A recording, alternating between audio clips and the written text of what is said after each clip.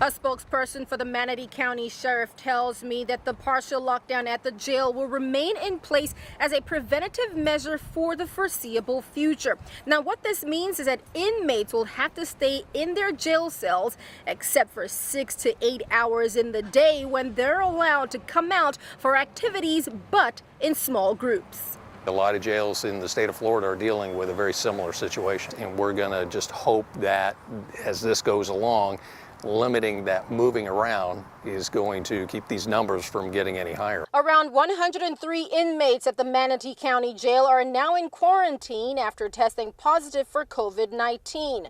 2 of them hospitalized.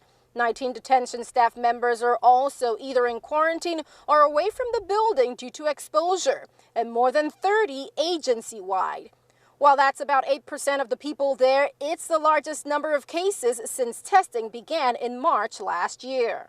We believe it's quite reflective of what we're seeing out in the community, and a lot of jails, schools, places where there's people, they're all dealing with this right now. The jail is quarantining new inmates for 14 days and offering vaccines before integrating them into the general population.